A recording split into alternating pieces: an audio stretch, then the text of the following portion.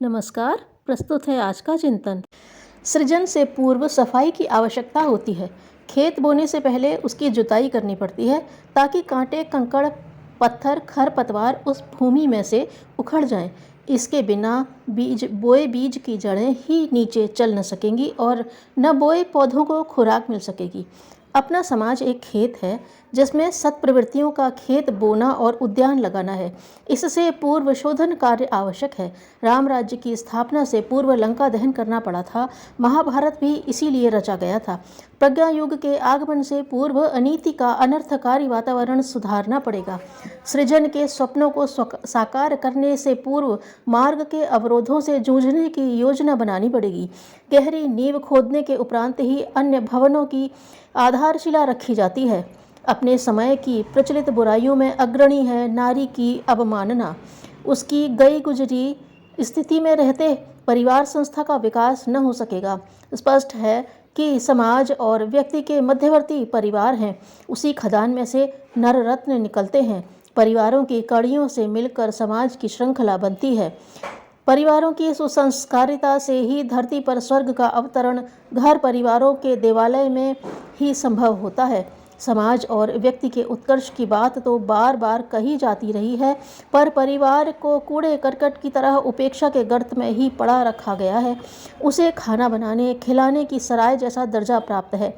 ऐसी दशा में उसमें से न नर रत्नों की फसल उग सकती है और न ही हर सदस्य को निरंतर सुसंस्कारिता अपनाने का नियमित प्रशिक्षण और अभ्यास संभव हो सकता है।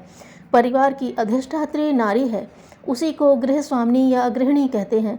गृह लक्ष्मी भी वही है। पीड़ितों का उत्कर्ष एवं अपकर्ष उसी आंचल तले होता है। गरीबी के रहते भी उसी की सुव्यवस्था घर को आनंद निकेतन बना सकती है। कभी यहाँ नारी को सर्वोपरि सम्मान प्राप्त था।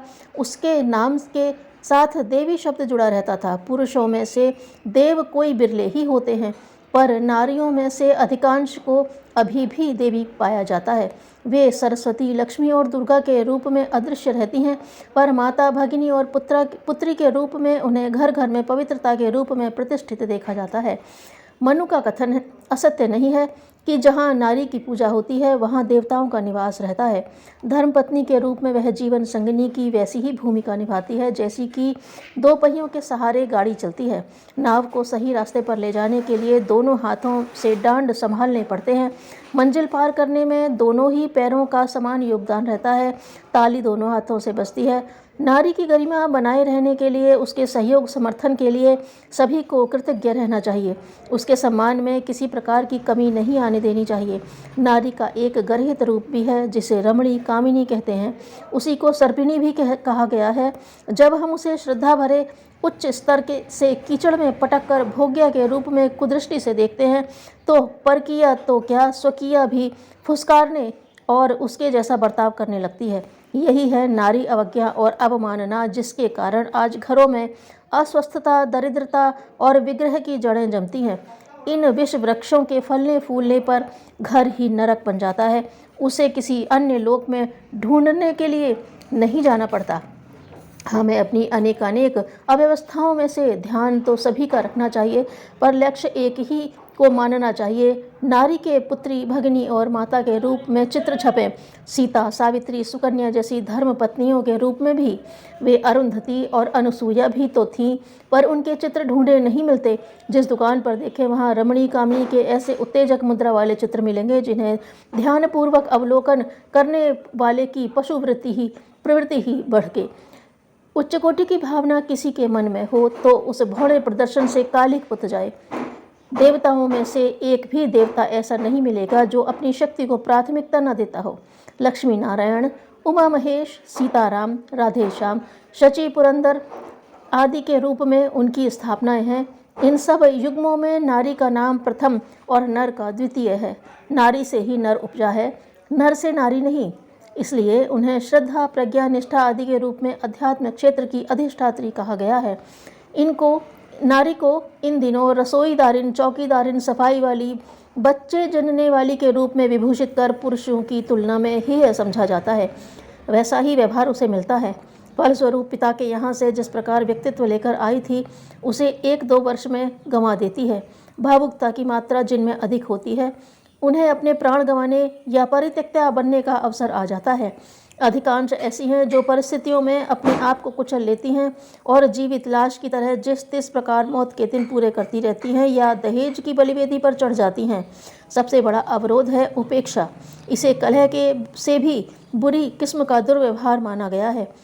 लड़ाई के पीछे अधिकार का भाव होता है, पर उपेक्षा के पीछे जो तो तिरस्कार की मान्यता बोलती है, उसके साथ भर्त्सना भी छिपी रहती है। समझा जाता है कि यह बेकार का कूड़ा करकट सिर पर लदा हुआ है। कोई काम करना हुआ तो नौकर की तरह इशारा कर दिया, अन्यथा हर समय गुमसुम, ना अपनी बात कहना, ना दूसरों की सुनना।